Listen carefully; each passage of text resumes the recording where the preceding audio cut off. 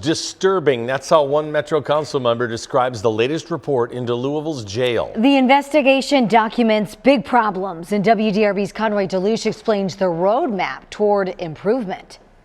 In the lengthy report, you'll see some common circumstances that contributed to some of these deaths that happen inside the jail that triggered this report. Inconsistent and incomplete records, lack of appropriate observation, two of the common factors identified in the investigation conducted by retired FBI agent David Beyer in the case of Kenneth Hall, who died in custody. Despite a diagnosis of hypertension, he only had vital signs taken twice in 20 days.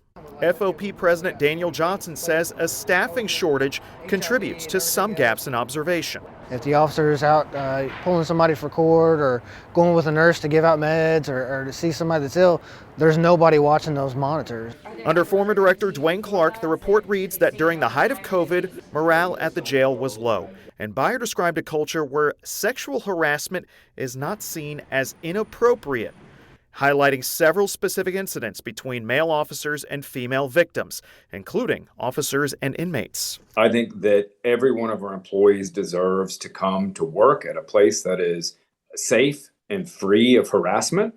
Metro Council President Marcus Winkler applauds the work that new Director Jerry Collins has done, which includes mandatory sexual harassment training. It's being built into the academy class, it's being built into the in-service with each year, just to kind of give updates for freshers. There's also been upgrades in technology and Narcan in every dorm in case someone does manage to sneak drugs in.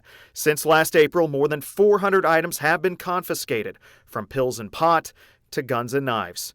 In the report, Beyer recommends adding more mental health professionals to meet the inmates' needs, an issue that Mayor Craig Greenberg announced a reform in just last week.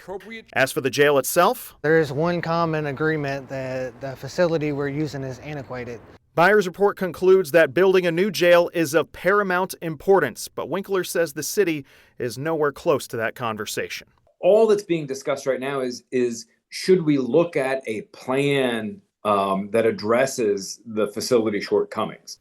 Winkler says he's pushing to start discussions soon to improve a jail that, even under new leadership, has still experienced death. With photojournalist Jonathan McEmber, Conroy Deluche, WDRB News.